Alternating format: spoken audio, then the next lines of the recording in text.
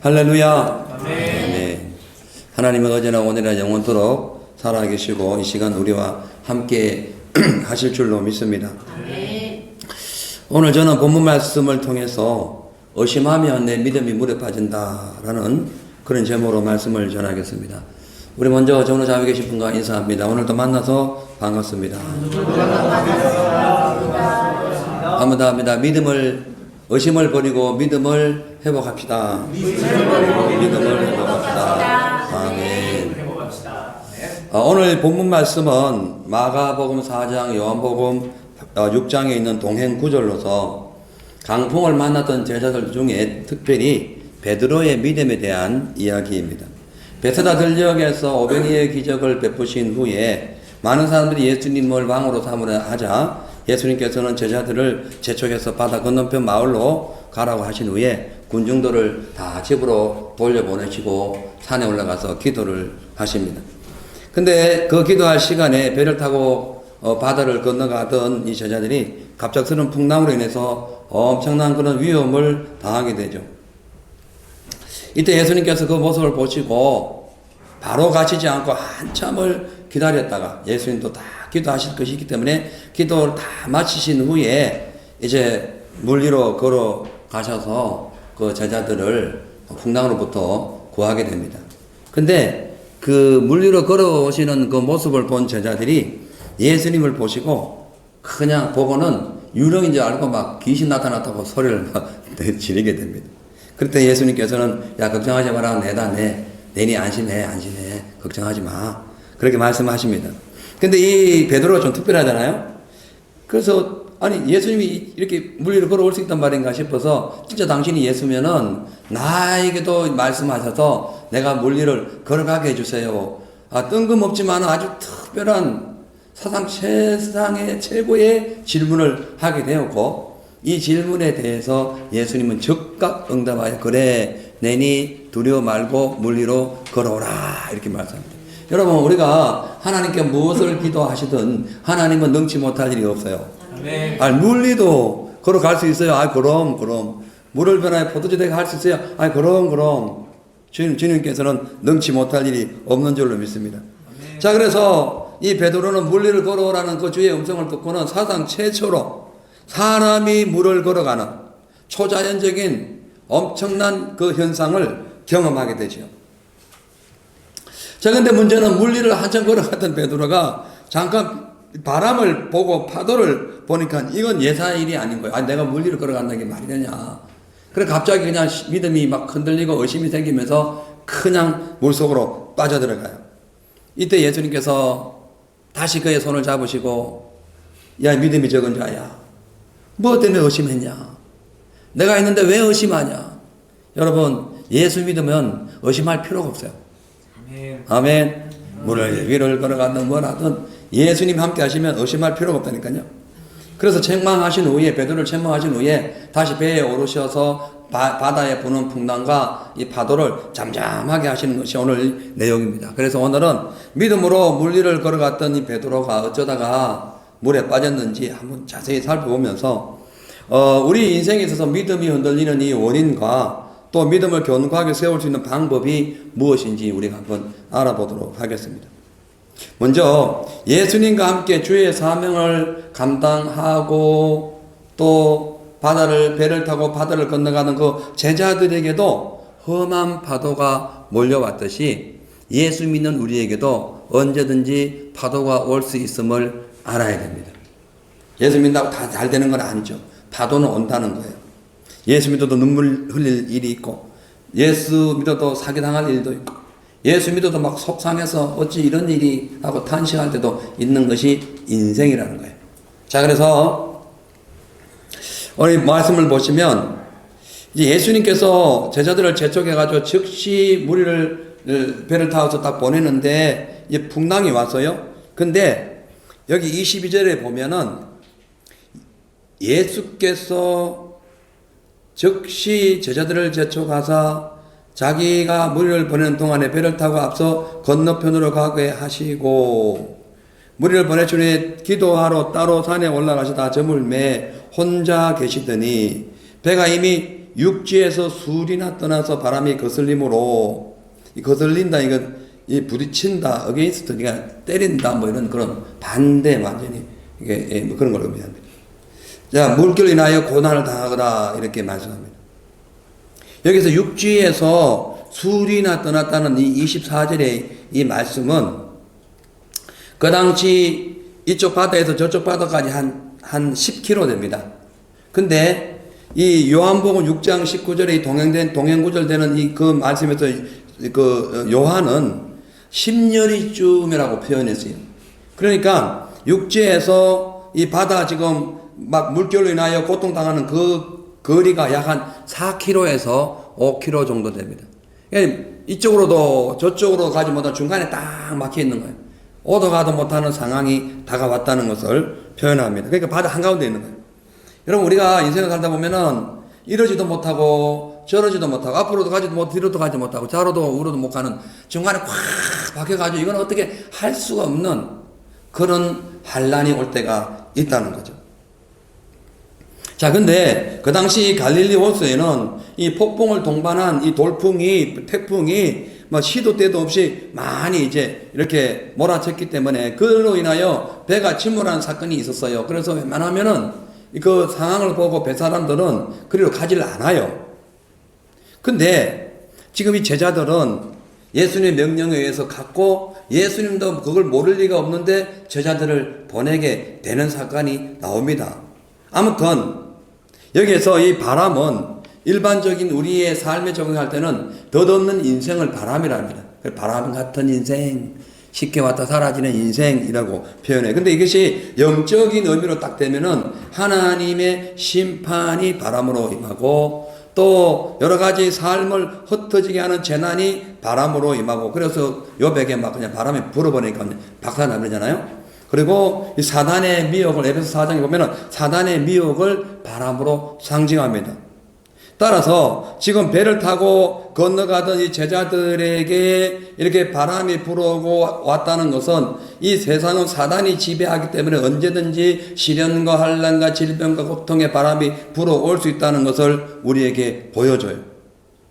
특히 여기 오늘 고난에 해당하는 헬라어 바사니조라는 이 말은 고통을 주어서 아주 죽도록 신문하다, 신문하는 용어입니다.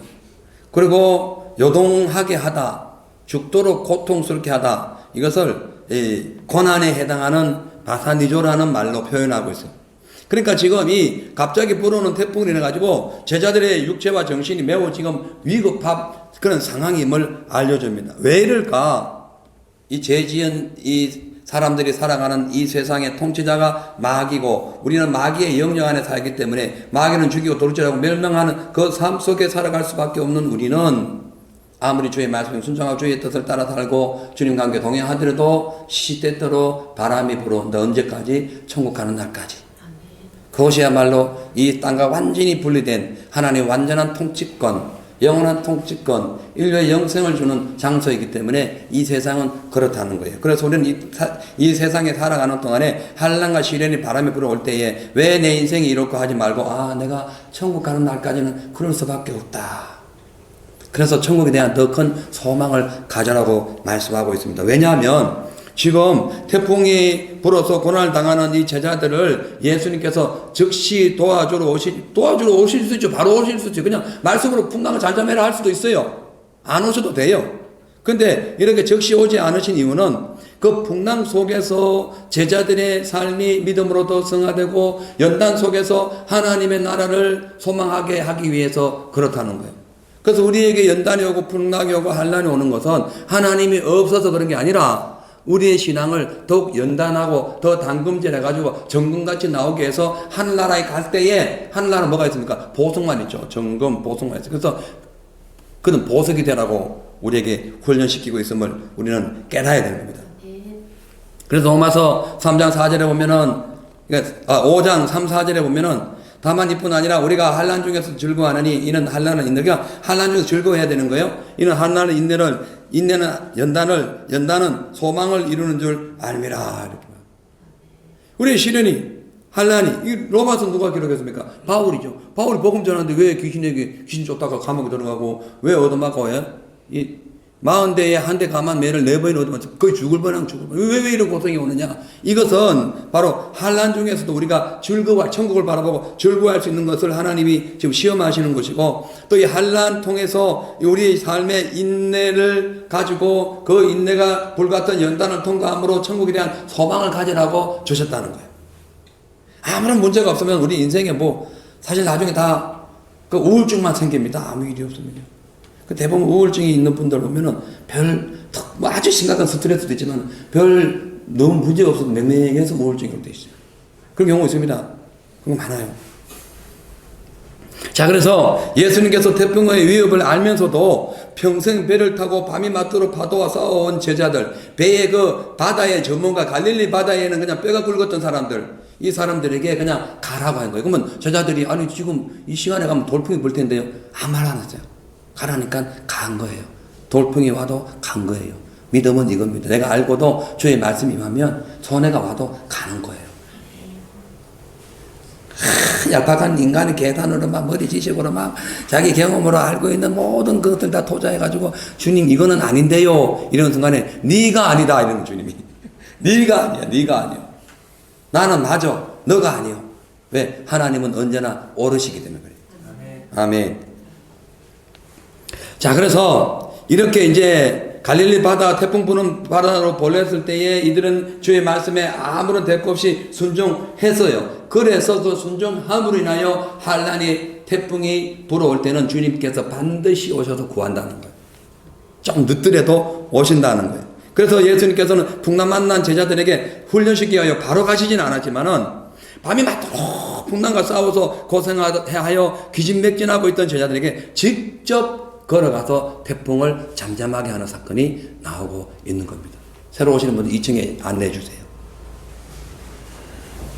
자, 그래서 마태복음 14장 25절에서 26절에 보면,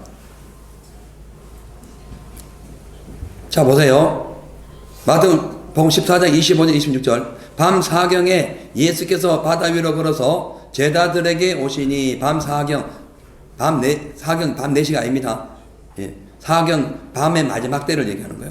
밤 사경에 예수께서 바다 위로 걸어서 제자들에게 오시니, 제자들이 그 바다 위로 걸어오심을 보고 놀라 유령이라 하여 무서워 소리 지르거늘. 여기서 지금 밤 사경은 어느 때냐면은 유대인들은 밤을 4시간으로 나눠서 6시부터 10시, 10시부터 2시, 2시부터 6시 이렇게 딱 잘라가지고 밤을 3경으로 해서 유대인들은. 근데 그리스 시대와 로마 시대에 와가지고는 밤을 4경으로 나눕니다. 그러니까 6시에서 9시, 9시에서 12시, 12시, 3시, 3시에서 6시 이렇게 4번을 나눠가지고 밤 4경 하면은 새벽 3시에서 4시를 의미하는 거예요. 근데 지금 마태가 누굽니까? 로마의 관료였죠. 세무사. 그러니까 마태는 어떤 방식의 시간을 사용합니까?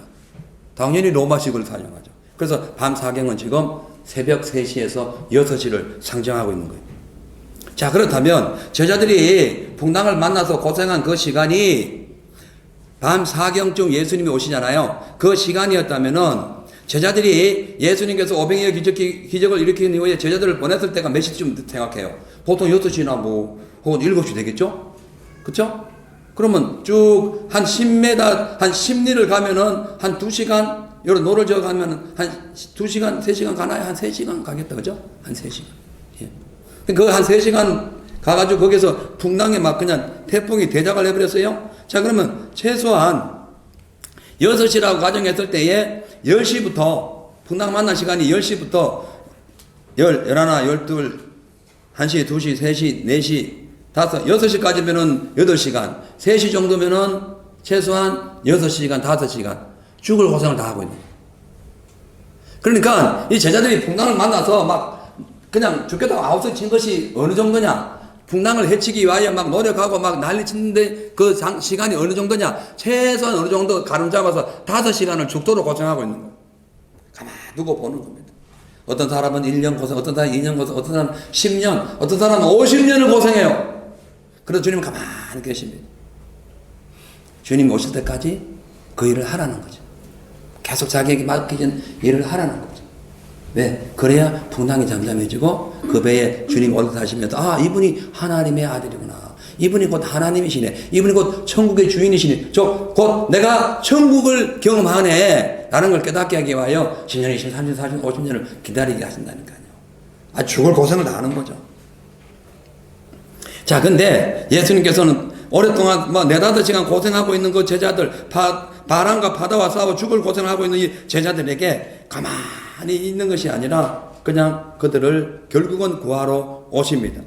그런데요, 여기서 예수님께서 10리나 되는 바다, 그러니까 4km, 10리가 넘지요. 5km면 10리나 되는 바다를 걸어가셨다는 것은 예수님께서 세찬 바람과 거친 물결과 또 자연의 중력을 지배하시는 초자연적인 능력을 가신 하나님이라는 것도 증거하는 거예요.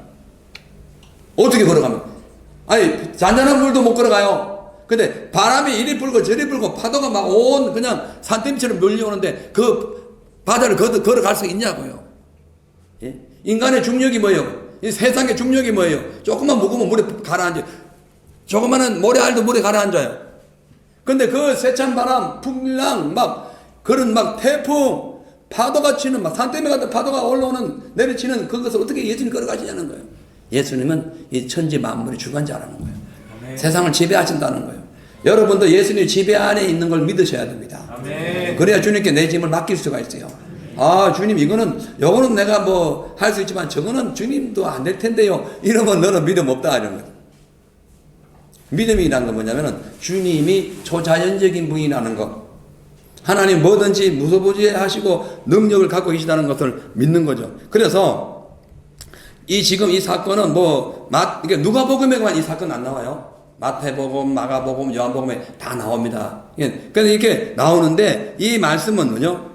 바로 오병이어의 사건 이후에 나타난 기적인데 이것은 뭐냐면은 모세의 출애굽 사건을 지금 연상하는 거예요. 그러니까 출애굽 때에 모세가 하나님의 도우심으로 어디를 건너가요? 바다를 건너가죠. 세상에 바다를 어떻게 건너가요? 근데 하나님 능력으로 쪼개서 건너가요.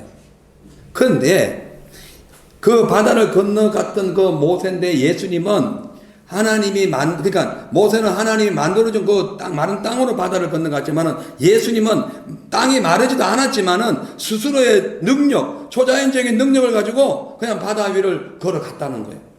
자, 그렇기 때문에 여러분, 예수님은 모세가 설명할 수 없는 탁월하신 하나님이신 걸 알게 해주시는 거예요. 따라서 이 말씀은 우리가 깊이 알아야 됩니다. 신약시대의 예수 그리스도의 복음은요, 구약시대의 모세의 율법을 능가한다는 거예요.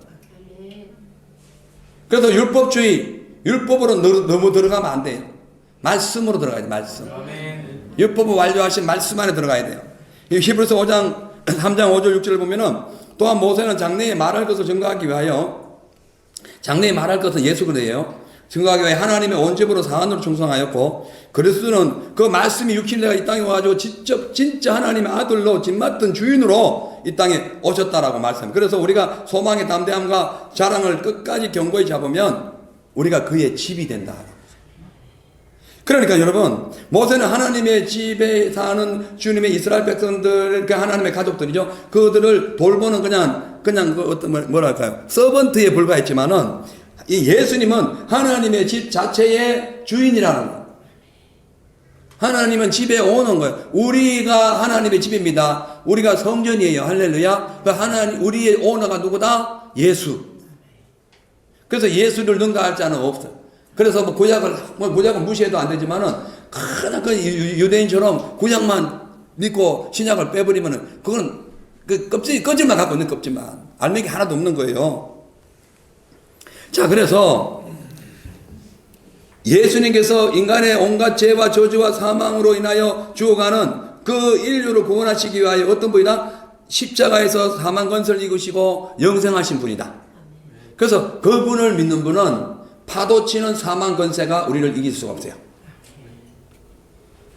아무리 돌풍이 각종 어떤 세상의 저주와 그걸 칼바람이 불어와도 절대로 예수를 이길 수 없지. 그래서 예수 안에 붙어 있으면은 비록 풍랑을 만나더라도 언젠가는 산다. 언젠가는 부활된다. 아멘. 그걸 얘기하고 말씀하고 있는 거예요. 자, 그래서 우리가 사실 하나님의 말씀 바로 보면 인간의 심리 구조와 재탄생, 그리고 사망의 원인이 하나님의 말씀에 딱 기록돼요. 그래서 이제 성령의 은혜를 체험하게 되면요, 하나님의 뜻과 속성이 말씀 안에서 이렇게 조명됩니다. 그래서 성령 받아야 돼요. 근데 더더욱이 예수님의 말씀을, 예수님 자체, 예수님의 은혜를 바로 보면요, 마귀의 정체를 확인함과 동시에 십자가에서 우리를 구원하신 생명의 능력을 경험하게 되는 거예요. 그게 예수를 믿어야 돼요. 예수 외에는 길이 없습니다. 아멘. 자, 그래서 풍랑만난 인생이 주님의 능력과 또 기적과 또 신령한 은혜를 받고 싶으면은 눈에 보이는 세상 환경 바라보지 마시고 온 세상을 통치하시는 하나님 안에서의 그런 거룩한 삶을 살아가야 된다고 말씀합니다. 그래서 고린도전서 15장 57절 58절 보면은 우리 주 예수 그리스도로 말미암아 우리에게 승리를 주신 하나님께 감사하노니 그러므로 내 사랑하는 형제라, 하나님 우리에게 승리 주신 걸 감사하는 거죠. 그래서 내 사랑하는 형제 너희들아 견고하고 흔들리지 말고 항상 주의 일에 더욱 힘쓰는 자들이 되라. 이는 수고가 너희 수고가 주 안에서 헛되지 않은 줄을 알미라. 이렇게. 여러분, 우리가 예수로 말미암아 승리를 얻었어요. 사망에서 생명 얻은 건 승리인 거예요. 예. 그래서 우리의 가장 원수는 마귀라 했잖아요. 사망이 사망. 우리의 가장 원수가 사망이에요. 근데 예수께서 사망을 이겼으니 우리가 승리한 거지. 그래서 세상 때문에 뭐 두려워할 것도 없고 세상을 미워할 것도 없는데 뭐 원수를 미워할 일도 없는 거예요. 그 가장 미워할 것은 사망이 사망. 그래서 사망이 딱 내게 다가오고 사망의 바다가 올 때에 싸워야 되는 거예요. 내 힘으로 안 되는데 주님 오셔가지고 이기게 하신다. 이기게 하신다. 예. 그걸 아셔야 됩니다. 자, 그래서 우리의 시선이 예수님께 고정되어 있으면 어떤 바람과 파도가 몰아쳐도 믿음으로 이길 수 있어요. 근데 우리의 시선이 파도에 고정되면요, 하나님의 은혜와 믿음이 세상 물속에 빠져버립니다. 시선이 중요해요. 시선. 예? 사람마다 뭔가를 지키기 위하여 많은 연구를 합니다. 어떤 사람은 돈을 지키기 위하여 은혜 암호를 막 매달 바뀌기도 하고, 어떤 이들은 건강 지키기 위하여 여러 가지 일을 합니다. 어떤 사람은 자기 조직을 위하여, 국가와 민족을 위하여, 명예를 위하여 자신을 던질 수도 있어요. 그런데요, 이러한 세상적인 명예, 건세, 이러한 필요한 것, 이러한 것보다 더 중요한 것은 믿음을 지키는 거예요. 왜냐? 믿음을 지키면, 믿음이 강하면 우리가 원하는 모든 것들이 다 해결돼요. 근데 믿음이 흔들리면은 내 자체가 빠져버린다니까, 베드로처럼. 그냥 물속에 들어가는 거예요. 그럴 수밖에 없어요. 그래서 믿음이 강하면 어떤 병도 이길 수 있고 어떤 문제도 해결할 수 있지만 믿음이 상하면 가벼운 감기에도 죽을 수 있어요. 심각한 얘기입니다. 그러니까 믿음이 없으면요, 감기, 이 죽는다는 말이 자꾸 내 몸을 막 그냥 녹여가지고 내가 진짜 죽어버리는 상황입니다. 그게 실질적으로 그래요. 자, 그래서 당장 눈앞에 환경이 어렵다고 여러분 이리저리 방황하지 마시고 오직 예수님 믿으세요. 우리 인생에는 언젠가 하늘나라 가는 그날까지는 언젠가는 환난도 오고 시련도 와요. 아픔도 와요. 그러나 기쁨도 와요. 그거 보지 마시고 주님이 오실 때까지, 주님이 자기들을 구하러 바다 위로 걸어오실 때까지, 사망을 헤치고 우리에게 다가오실 때까지, 우리를 영원한 하나님의 나라로 인도하실 때까지 변함없이 예수 그리스도의 말씀을 믿고 노를 젓고 우리의 인생의 파도와 싸우는 겁니다. 자, 우리 정은우 사회계신분과 인사합니다. 여러분, 무조건 믿음으로 이깁시다. 무조건. 네. 두 번째로, 하나님의 말씀을 의심하고 이 세상 환경을 바라볼 때 내 믿음이 흔들리면서 물에 빠지게 됩니다. 26절부터 보면은 제자들이 그 바다 위로 걸어오심을 보고 놀라 유령이라 하며 무서워하여 소리 지르거늘 예수께서 즉시 일러 가라사대 안심하라 내니 두려워 말라. 베드로가 대답하여 가로되 주여 만일 주시어도 나를 명하사 물 위로 오라 하소서 하는데 오라 하시니 베드로가 배에서 내려 물 위로 걸어서 예수께로 가되 바람을 보고 무서워 빠져가는지라 소리질러 가로되 주여 나를 구원하소서 하니. 아멘. 자, 그러니까 예수께서 태풍으로 인해 한밤중에 고생하고 있는 그 바다 가운데로 걸어가세요. 그리고 파도 때문에 죽어가는 제자들을 지금 구하기 위하여 그들을 만나는 장면이 옵니다. 근데 문제는 지금 제자들이 물 위로 걸어오는 예수님을 보고는 이 귀신이라고 의심하는 거예요. 귀신. 유령. 파타스마라는 것이 유령이에요. 파타스마가 유령이에요. 유령. 이 헬라어로 파타스마 하면 유령. 이 유령은요, 뭔가 가짜, 꾸며서 나왔다, 실체가 없는 허상, 망령, 귀신, 이걸 유령이랍니다. 파타스마를 그렇게 설명하는 거예요. 그러니까 지금 예수님은 실존이시고 예수님은 진짜시고 예수님은 확실하시고 분명하시고 우리를 확실하게 죽은 자를 살리시는 분임에도 불구하고 제자들이 지금 정신없이 노를 젓고 막 그냥 현재 당한 현실의 문제만 해결하려고 막 그냥 정신없이 노를 젓다 보니까 실존하시는 하나님, 우리의 영원하시고 온전하신 하나님, 우리를 구원하시는 하나님을 보고 뭐라고 한다고요? 꿈에서 왔니? 가짜, 허상, 망상, 귀신이야? 이러고 있는 거야. 이게 말이 됩니까? 믿음이 아무리 열심히 살아도 믿음 없는 사람은 예수의 능력을 허상으로 볼 때 있어요. 그런 게 어디 있죠? 성령 안 받으면요, 귀신 쫓는 게 그런 게 어디 있어?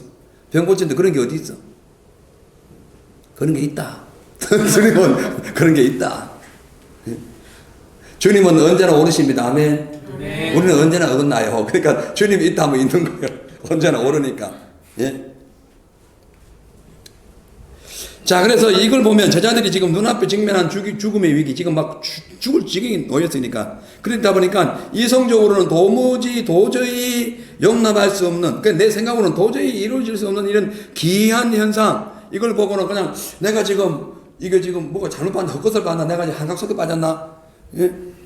그러고 있는 거예요. 자, 이때에, 예? 그들이 이렇게 할 수 있었던 것은 예수님이 그동안 오병의 기적, 죽은 자 살리고 어마어마한 기적을 행했음에도 그것을 깡그리째 잊어버린 거예요. 언제 잊어버리냐? 언제 하나님의 능력과 은혜를 잊어버리냐? 내 문제 때문에 거기에 골몰아 할 때.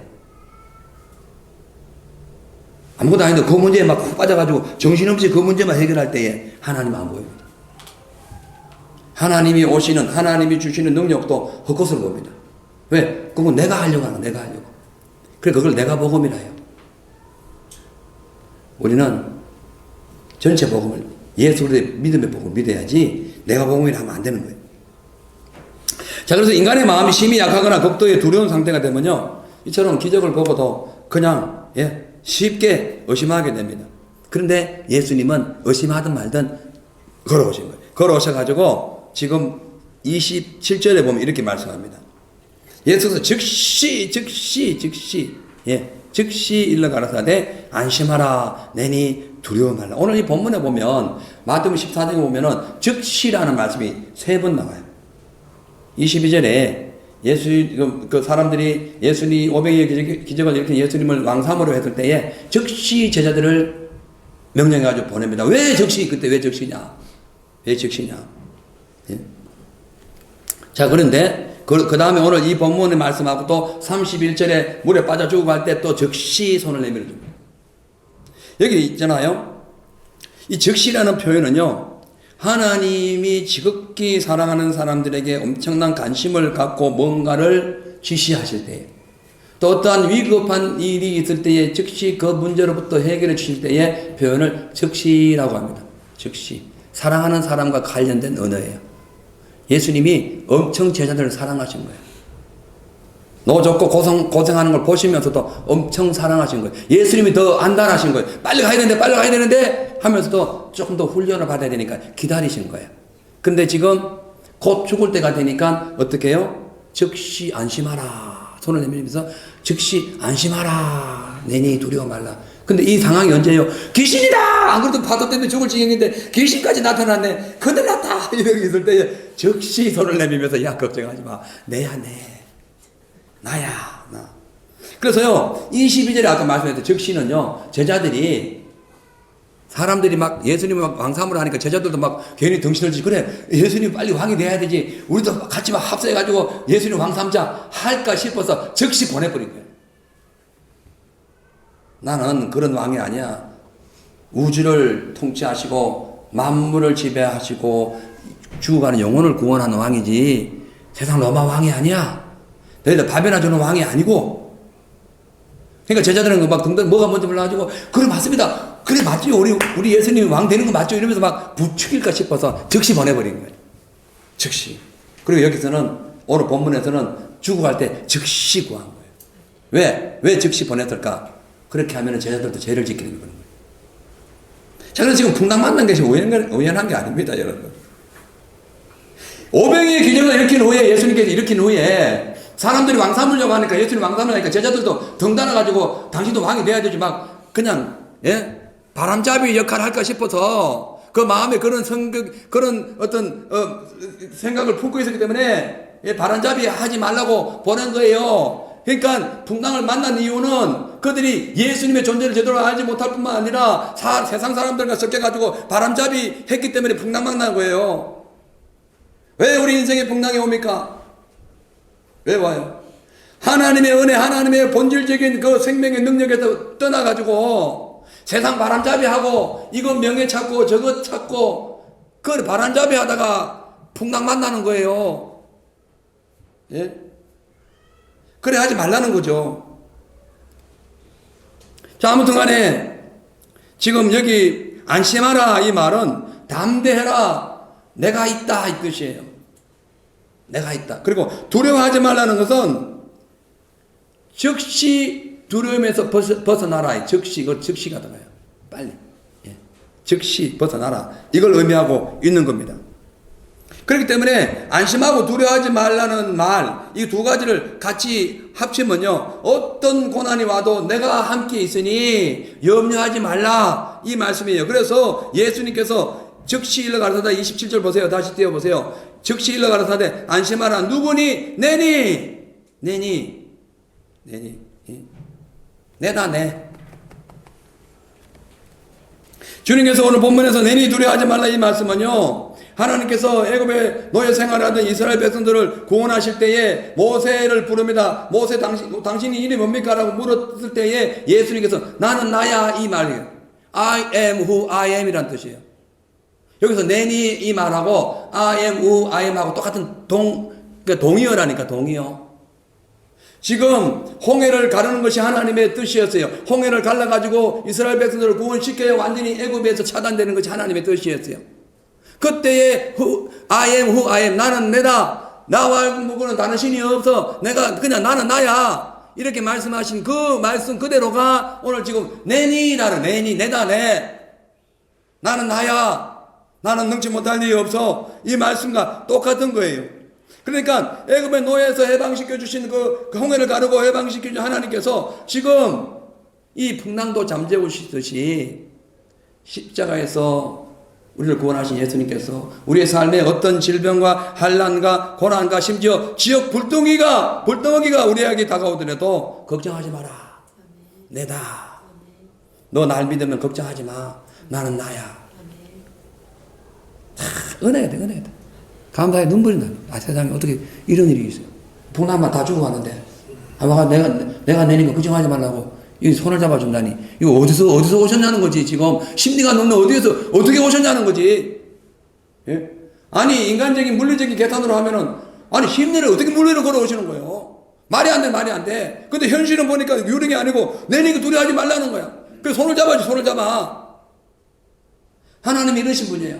우리가 극도의 스트레스와 극도의 고난과 환난 속에서 죽어갈 때에 내다 내니 걱정하지 마. 내 손 잡아. 손 잡는 걸 믿음이라는 거예요. 자, 그래서 이때에 베드로가 좀 이렇게 또 짓궂은 사람이니까 이렇게 아주 특별한 질문을 합니다. 14절에 보면 28절 29절에 보면은 베드로가 대답하여 이르되 주여 만일 주님이시거든, 만일이라는 게 좀 그런데 아무튼 만일 주님이시거든 나를 명하사 물 위로 오라 하소서 하니 오라 하시니 베드로가 배에서 내려 물 위로 걸어서 예수께로 가되.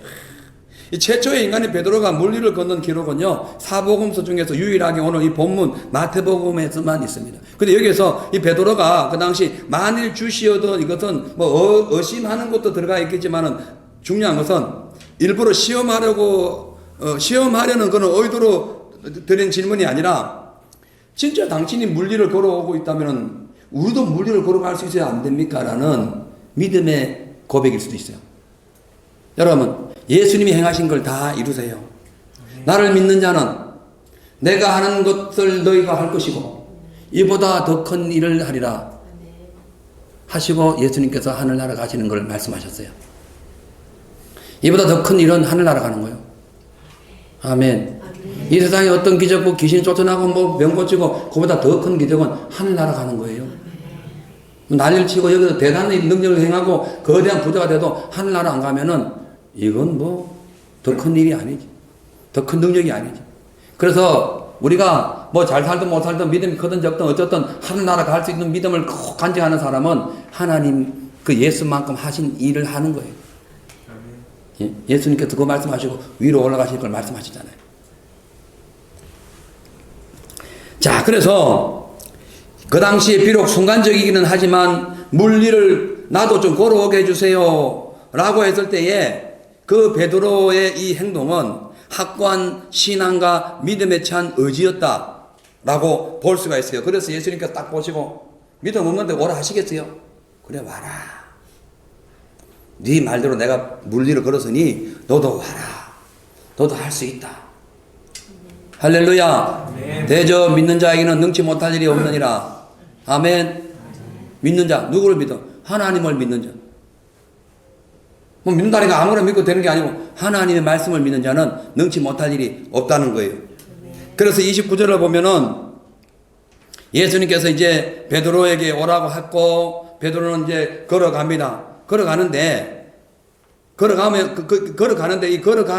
베드로가 걸어갈 수 있었던 그 믿음은 예수님께서 이 풍랑 속에서 걸어오신 예수님께서 나도 이 풍랑 속에 걸어갈 때에 안전하게 지켜주실 것을 믿은 거예요. 안 믿으면 어떻게 걸어갑니까? 지금 막 정신이 없는데 막 파도가 쳐가지고. 자, 근데 이 믿음이요. 좀 롱웨이 길을 걸어가야 되는데 여기 쇼타임으로 끝날 때가 많아요. 그것이 30절 말씀이에요. 30절 봅시다. 30절 보면 이 베드로의 믿음이 순간에 그냥 혹 빠져버려요. 자, 30절 같이 읽습니다. 시작. 바람을 보고 무서워 빠져가는지라 소리질러 이르되 주여 나를 구원하소서 하니. 그러니까 물리를 걸어가고 있어요. 주시거든 명하여 오라. 대단한 확신의 참 믿음이거든. 와 하면서 가는데 주님만 바라보고 가야 돼. 할렐루야.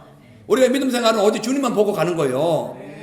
세상 어떤 한파가 와도 주님만 보고 가는 거예요. 막 손해가 오고 막 억울한 일을 당해도 주님 보고 가는 거예요. 왜냐하면 주님께서 십자가에 다 이루어 주셨기 때문에 십자가만큼 고통이 없어요. 십자가만큼 처절한 저주가 없어요. 그래서 그 일을 다 감당했기 때문에 그걸 믿고 가는 거예요. 그걸 보고 가는 거라니까요. 이 중간에 실종하면 안 돼요. 근데 가다가 세상을 바라봐.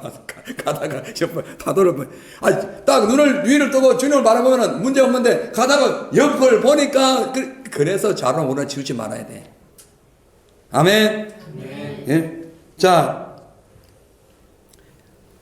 저기 신명기 5장 32절 33절 보면 그런즉 너희 하나님 여호와께서 너희에게 명령하신 대로 너희는 삼가 행하여 좌로나 우로나 치우치지 말고 너희 하나님 여호와께서 너희에게 명하신 모든 도를 행하라. 그리하면 너희가 삶을 얻고 살 수 있다는 거예요. 복을 얻어서 구원받는다는 거예요. 너희 얻은 땅에서 너희 날이 장관이라 천국 가서 영원히 산다는 거예요.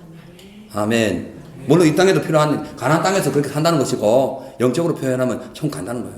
가서 영원히 사는 거예요. 영원히. 예? 영원히. 자, 그래서 여러분 믿음, 신앙에는 중간지대가 없습니다. 서로 인사합니다. 신앙에는 중간지대가 없어요. 아멘. 그러니까 신앙은 물 위에 계신 예수님을 보고 확실하게 걸어가든지 물 안에 있는 이 세상 보고 빠지든지 둘 중에 하나예요. 중간 상태가 없어요. 중간 지대가 없습니다. 분명해야 돼. 둘 중에 하나에만 머물러야 돼. 예수님을 봤는데 본과 동시에 하나 더 보다 싶어가지고 파도를 본 거예요. 하나 더 볼 필요 없어요. 우리는 오직 예수만 바라보면 돼. 아멘. 사람 바라보면 시험 든다니까. 믿었는데 나중에 뭐 오히려 돈 띠먹고 막 그런 사건도 있고 희한한 일들이 이 세상이에요. 예. 기가 막힌 일들이 벌어져요. 예. 그러니까 사람 보면 안 돼요. 그러니까 그 당시에 물 위를 걸어갔다가 빠졌던 베드로가 그러니까 물 위를 걸어갔던 이 베드로가 왜 물에 빠졌냐면은 그가 중심의 신앙의 중심을 못 잡고 좌로도 보고 우로도 보고 이리 갔다 저리 갔다 하다가 하나님의 능력으로 중력을 벗어났던 그 중력을 벗어날 수 있는 그 능력을 가졌던 베드로가 중력이 확 빠져버린 거예요. 그러면 빠진 거예요, 물에. 하나님의 능력을 믿고 주님만 바라보면요, 우리 인간의 이성적인 생각과 삶의 방식을 초월한 하늘의 신령한 능력이 임합니다. 아멘. 근데 그걸 확 벗어나가지고 엉뚱한 걸 보는 순간에 다시 세상으로 가요. 다시 똑같이 여전히 사람의 이상의 행동을 할 수가 없어요. 신령한 세계는 신령한 자만 볼 수 있다 했어요. 그 영적인 세계로 계속 우리가 늘 기도하는 그겁니다. 어떻게든 세상 빠지지 않고 주여 영적으로 살게 해달라고, 주님만 바라보게 해달라고, 성과는 그날까지 예수만 바라보게 해달라고 그렇게 기도하는 거죠. 그래서 우리가 주님을 믿어도 하나님과 파도, 예수님과 세상 풍파 이것을 같이 섞어서 보면은 물에 빠지기 때문에 초점을 바로 세워요. 초점을 정확히 세워야 돼요. 여러분, 우리 나이 때 주면은 그 시골에 살 때 너무 추우면은 그 돋보기를 가지고 이렇게 따뜻하게 나무를 다 해보셨죠? 저희 나이는 다 그랬어요. 요즘에는 그런 거 없어요. 라이터 켜고 뭐 다 이게 다 순간에 보는, 옛날에는 그런 게 별로 없었어요. 성냥개비도 별로 없었어요. 예. 그래가지고 돋보기 탁 켜서 그거 가지고 돋보기 딱 초점을 맞추면요, 이게 나무에 쫙 그 센 그 불이 들어가면서요, 이게 나무가 홀 탑니다. 근데 아무리 여럿이 수십 명이 이 돋보기를 갖고 태양에 비춰가지고 나무를 비춰도요, 왔다 갔다 하는 사람 뭐 정말 불 못 붙여. 한 곳에 쫙 집중해가지고 계속 보는 사람만이 불을 붙입니다. 여러분, 믿음의 초점이 흔들리면 세상에 빠질 수밖에 없어요. 근데 하나님을 바라보면, 그러니까 믿음의 초점이 흔들리지 않고 하나님을 끝까지 바라보면요, 약속받습니다. 아멘. 뭐 한다고요? 약속받아요. 우리를 위하여 준비하신 모든 약속을 믿음의 초점이 확 밝을 때에 그대로 우리가 이 초점이 하나님 말씀 앞에 고정돼 가지고 흔들지 않고, 이 말씀이 이루어질 거다, 이 말씀 반드시 된다, 하나님의 말씀이다 하고 쫙 끝까지 나가면은 주님이 약속을 주신다니까. 이것을 응답이라 합니다. 이런 기적이 저와 여러분에게 꽉 차시기를 주의 이름으로 축복합니다. 사랑하는 성도 여러분, 우리는 지금 어떤 상황입니까? 지금 믿음의 초점이 어떻게 되고 있어요? 흔들립니까? 지금 위로 봤다 아래 봤다, 주님 봤다가 파도 봤다가 왔다 갔다 합니까? 그러면 기적이 없어요. 신앙생 20년 30년 해도 별거 아닙니다. 아무것도 아니에요. 예? 동시에 지금 이거 다 본다고 되는 것이 아니라 둘 중에 하나를 택해야 된다. 우선순위가 분명해야 된다. 파도가 치고 바다에 물이 들어오고 그런 상황이 있어도 예수 바라봤더니 물 들어온 배에 있지 않고 물 위에 걸어가는 역사가 나타났다. 여러분, 우리의 환경은 믿음으로 바뀔 수 있습니다. 지금 배가 지금 막 물에 빠져 흔들리는 이 상황에서도 베드로가 끝까지 믿음을 갖고 나왔을 때는 그것이 실존이 돼가지고 자기가 죽으면서 삶의 현장으로 바뀌었어. 그런데 아차하고 파도를 바라보는 순간에 그에게는 그 뜨거웠던 믿음이 확 식어지면서 주님을 의지했던 그것이 온데간데 없고 그냥 지금 물속에 허구적거리고 있는 거예요. 근데 여러분, 성경을 보면요, 예수님께서 물에 빠져 죽어가는 그 베드로에게 뭐 하냐면은 다시 손을 걸어 얹어가지고 배까지 다시 걸어갑니다. 베드로는 2번 걸어가요. 여러분, 그걸 아셔야 돼. 맨 처음에 예수님 보고 걸어갔을 때 1번 걸어갔고, 2번째 물에 빠졌는데 다시 부르짖어서 기도해가지고 1번 더 걸어갑니다. 여러분, 우리가요, 아무리 넘어지고 물에 빠지고 해도 다시 주님 붙들면 다시 일어날 수 있어요. 아멘. 다시 기적을 경험할 수 있어요. 아멘. 예. 10번, 의인은 7번 넘어져도 8번째 뭐 한다? 일어난다. 아멘.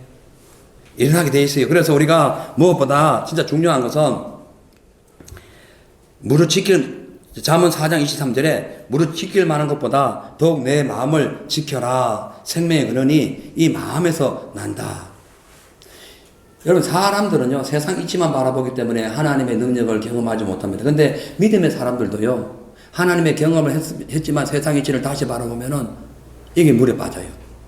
그래서 무릇 지킬 만한 것보다 마음을 지켜야 돼요. 마음속에 믿음이 성장할 수 있고 마음속에 불신이 나올 수도 있어요. 이 마음을 잘 지켜야 돼. 이 마음 지키는 것이 뭐예요? 영생이 되는 거예요. 이 마음 지키는 것이 생명의 근원이 되는 거예요. 그래서 마음으로 믿어 의에 이루고, 뭐 스타트가 뭐예요? 마음으로 믿어. 마음으로 믿어. 그래서 아멘 할 때 할렐루야 한다고 아멘 하는 것도 있지만 할렐루야 했을 때 그래 맞다 하고 아멘 하는 거는 약간 달라요. 그 질이 좀 달라. 예? 왜 건국을 먹을 때 막 몇 시간 달에서 먹은 건국하고 그냥 막 아무거나 사다가 끓인 건국은 달라요, 맛이. 이게 믿음도 마찬가지. 마음으로 믿어 아멘 했을 때는요, 이게 진국이에요, 진국. 그래서 생명의 근원이 여기서 나온다니까. 근데 무조건 막 못 듣게 해놓고 저 사람이 아멘 나도 아멘 하고 나중에 저 사람 오멘 하면 나도 오멘 한다니까. 사랑하는 성도 여러분, 우리 하나님은 진짜 대단하신 분이고 너무 귀하신 분이고 참 위대하신 분이고 이렇게 설명할 수 없는 엄청나신 분입니다. 그래서 이제 31절에 보면 이런 말씀이 있어요. 예수께서 즉시 손을 내밀어 그를 붙잡으시며 이르시되 믿음이 작은 자여 왜 의심하였느냐. 아까 즉시가 3번 나왔죠. 유령이라고 했을 때 즉시 손을 내밀었고 여기 오늘 물에 빠져가는 베드로를 즉시 손을 내밀어. 왜냐면 놔두면 죽잖아요. 그러니까 즉시 손을 내미는 거예요. 우리 아주 막 죽을 상황이 와닿을 때 주여 나를 좀 살려달라고 기도하면요 즉시 손을 내밀어 주십니다. 이 기도는요 하나님의 손을 잡는 방법이에요. 하나님이 우리에게 손을 내밀어 주시는 방법이 기도라는 거예요. 자, 그래서 우리가 하나님 능력은 언제나 물 위를 걷는 그런 파워풀하지만은 그 능력을 믿고 의지하는 사람은 누구다 믿는 사람이고 그런 사람은 주님 앞에 기도해서 간구해서 얻는 사람이에요. 사랑하는 성도 여러분, 우리가 기도하는 이유가 여기에 있습니다. 그러니까 세상을 바라보고 이 현실을 바라보면 물에 빠지지만은 다시 물에 빠진 내 인생을 회복해달라고 예수 바라보고 부르시면 주님께서 즉시 손을 내밀어줘. 오늘 이 시간에 그런 삶이 되시기를 주의 이름으로 축복합니다. 결론적으로 이제 33절에 가면 물에 빠진 베드로를 이제 예수님께서 건져주시자 이 제자들이 와 당신 하나님의 아들입니다. 오늘 결론이에요. 왜 풍랑에 와가지고 이 고생해가지고 예수님이 여기까지 오셨냐면은 내가 하나님이란 걸 보여주시기 위해서 그런 거예요. 왜 우리에게 시련과 환난이 오고 그 삶의 고통 속에서 우리를 부르짖어 기도하게 하시냐면은 내가 너의 인생 문제의 해결자라는 것을 보여주시기 위한 거예요. 예. 그 뭐 영화에 보면 해결자 있는데 그 해결자 아닙니다. 예수님이 해결자예요. 예. 모든 카운셀은 예수님이 하시는 거예요. 예. 자, 한번 보세요. 자. 32절부터 보면은 배에 함께 오름에 바람이 그치는지라 배에 있는 사람들이 예수께 절하여 가로되 진실로 여기 앞에 빠져서 당신은 예? 하나님의 아들입니다. 진짜 당신은 하나님의 아들입니다. 여기 보면 truly you are the son of God 이니까 진짜로 예? 진짜로 truly 진짜 하나님, 예수님만이 진짜 하나님의 아들이고, 예수님만이 진짜예요. 이 세상에 수많은 우상, 무슨, 이런 신들이 있어도 예수님만이. 마리아가 우리를 구원 못합니다. 예수님만이 구원해. 그거 어떻게 할 것도 없어요. 그 사람 죽었어요. 그 사람한테 물어볼 것도 없어요. 예수님만 살아계셔요. 아멘. 주님께만 의지해야 돼요. 아멘. 자, 근데 이렇게 또 보면은 오늘 지금 당신은 진짜 하나님의 아들입니다. 이 말은요, 인간의 거듭되는 실패 속에서도 하나님은 변치 않는 마음으로 인간에게 다가오는 각종 저주와 사망의 풍랑을 잠재우시고 우리를 평안한 소망의 항구인 천국으로 인도하시는 분임을 지금 확증하는 말씀이에요. 말씀 좀 길었나요? 그렇다는 거예요. 예. 자, 그래서 왜냐하면은 예수님께서 수많은 병자들을 고쳐셨고 오늘 오병이에 굶주렸던 사람은 오병이의 그 기적을 체험했고 또 파선을 당해가지고 죽어갔던 그 누구예요? 바울과 273명의 6명의 로마인들을 살렸을 뿐만 아니라 이제 이후로 이 복음은요 60년대 쓰여졌습니다. 63년 4년도에. 그럼 이때가 언제냐면은 네로 황제가 로마의 황제의 박해가 엄청 거기에 달했을 때예요. 그래서 이 말씀을 이 말씀을 기록하면서 걱정하지 마라. 예수께서 오셔서 모든 사탄의 풍랑을 모든 사망의 이 태풍을 잠재우시고 우리를 천국의 영원한 그 소망의 항구로 인도해 주실 거다. 그래서 이 말씀이 기록된 거예요. 이 사복음서가 기록될 때는요, 아주 그냥 기독교가 아주 막 죽을 고생을 했을 때예요. 예? 그러니까 맨 처음에 쓰여진 것이 갈라디아서 바울이 쓴 거예요. 그 말씀을 통해 계속 누가 써먹었는데 이 신약 성경에 있는 모든 성경 말씀은 지금 우리는 이렇게 예수를 잘 믿고 편하게 믿지만은 극도의 죽음의 고통이 있을 때 그 복음을 쓴 거예요. 용기 가져라고, 힘 가져라고. 즉 오늘 우리에게 그 고난과 시련과 환난이 올 때에, 극도로 아픔이 올 때에 이 복음서를 읽으면 생명의 능력이 나타나고 영원한 소망의 항구인 천국으로 우리가 올라간다는 것을 보여주고 있다는 거죠. 그래서 오늘 이 말씀을 이제 마치면서 하나님의 말씀을 믿어야 됩니다. 이것도 믿고 저것도 믿으면 안 되고 말씀만 믿어야 돼. 걸어오라. 그 말씀만 듣고 가야 되지. 이것도 보고 저것도 보고 하면은 그냥 내 인생 그냥 마귀에게 세상 물속에 확 빠져가요. 혹 오늘 우리가 그런 상황이 있었다면 주님 앞에 다시 재요청하세요. 하나님, 내가 이렇게 어리석었습니다. 내 눈이 두 개로 봤네요. 초점이 흐렸습니다. 이제는 오로지 주님만 초점할게요. 다른 거 안 볼게요. 잘은 오르는 치우치지 않고 오직 주님만 볼게요. 뭐 파도가 치든 태풍이 오든 뭐 어떤 난리 치든 절대로 의심하거나 절망하지 않고 오직 하나님만 믿고 나아갈게요. 주여 나에게 믿음을 주세요. 그렇게 기도하는 저와 여러분 되시기를 주의 이름으로 축복합니다. 이제 말씀 마칩니다. 사랑하는 성도 여러분, 인간의 싸움 중에서 가장 힘들고 어려운 싸움은 바로 자신간의 싸움, 내 신앙과의 싸움이에요. 어떤 데 이랬다, 어떤 데 저랬다, 어떤 데 마음 좋았다고, 어떤 데 싫어지고, 어떤 데는 기뻤다고, 어떤 데는 낙심되고, 어떤 데는 웃었다가, 어떤 데는 막 그냥 눈물 흘리고, 이게 내 인생이라. 그 가장 싸움에 대해서 최고 싸워서 가장 승리해야 될 상은 내 다른 사람이 아니에요. 원수가 보인다고 원수를 싫어하면 안 됩니다. 원수를 싫어하는 내 마음을 싫어해야 돼. 내가 문제야, 내가 문제. 그동안 잘했는데 저렇게 나를 속상해. 그 마음은 네가 그에게 뭔가 얻으려고 했으니까 왜 무상으로 안 줘? 그런 것이 다 우리에게 오는 거예요. 자, 그래서 누구나 어떤 싸움이든 다 싸워서 이기고 싶고 다 하지만은 진짜 싸워 이길 대상은 내인데 이 싸움이 쉽지가 않아요. 그래서 어떻게 하냐 하면은 주님만 바라보는 거예요. 오늘 시간 우리가 주님만 바라봄으로써 절망의 나락에서 다시 올라와서 천국의 소망을 품고 승리하는, 그리고 흔들리지 않는 믿음으로 담대히 나아가는 저와 여러분 되시기를 주님 축복합니다. 기도하겠습니다. 사랑의 하나님 아버지 감사합니다. 베드로처럼 눈에 보이는 환경 때문에 절망의 물에 빠져 천국의 소망과 기쁨의 그 영생의 기쁨을 빼앗기는 어리석은 자가 되지 말고 어떤 상황에서도 오직 주님을 바라봄으로써 넉넉히 걸어가는, 물 위를 그냥 쉽게 걸어가는, 이 세상의 파도를 쉽게 걸어가는 그런 넉넉한 믿음의 선구자가 다 될 수 있도록 축복하옵소서. 감사드리며 예수 이름으로 기도합니다. 아멘. 자, 우리 나는 믿네 이 찬양 부르시고 우리 함께 합심해서 기도하도록 하겠어요.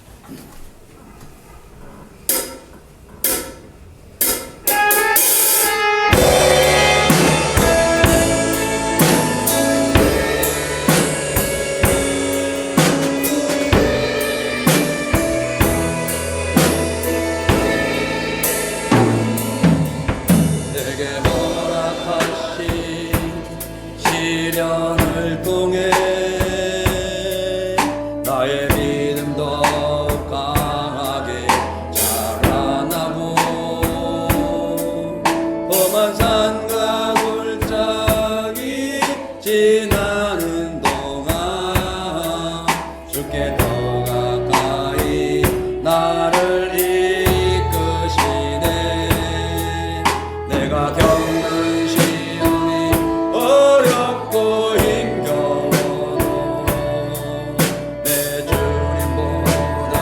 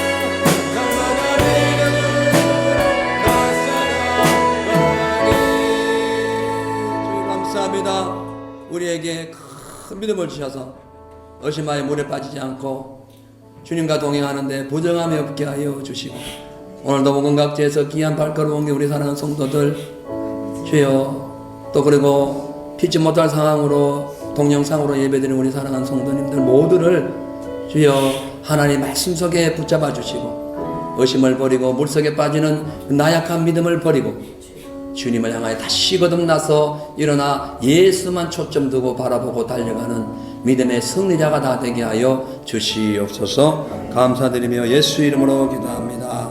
아멘. 할렐루야. 우리 하나님께 영광의 박수 드리겠습니다. 우리 주님께 예물 드리는 시간입니다.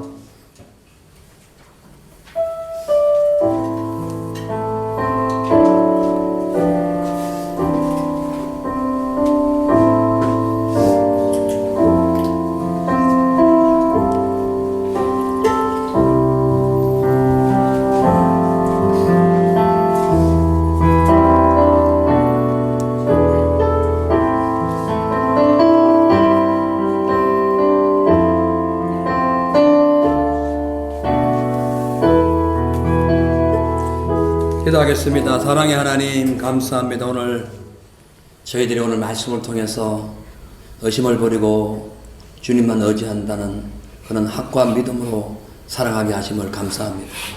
주여, 지난 일주일 동안 저희들 이 모양 저 모양으로 지켜주시고 보호해 주시고 성령의 기름으로 인치도 교훈하시사 죄와 의를 분별하게 하시고 옳은 것과 잘못된 것을 분별하게 하시고 또한 미련한 것과 지혜를 분별하여 주님 원하시는 삶을 살아가게 하심을 감사합니다.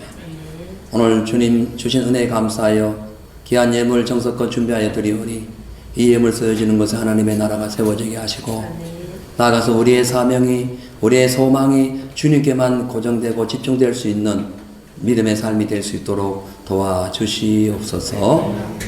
감사드리며 예수님의 이름으로 축복하고 기도합니다. 아멘. 강호 말씀 올립니다.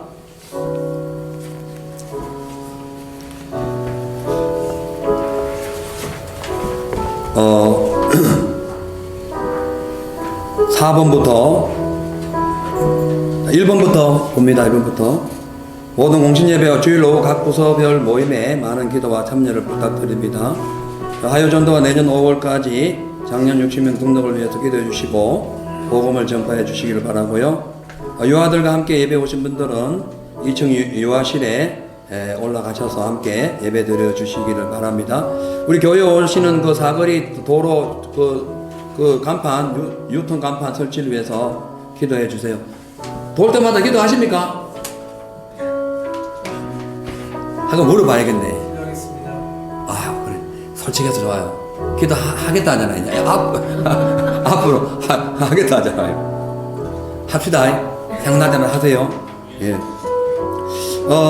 한국과 멜번을 출장 다녀오신 우리 이상학 유해성 집사님 그리고 신상원 성도님을 환영합니다. 우리 신상원 성도님 오시다가 자동차가 지금 갑자기 퍼져가지고 지금 수리 중에 있답니다. 기도해 주세요. 네, 그래서 영상으로 예배를 드리라고 말씀을 드렸습니다.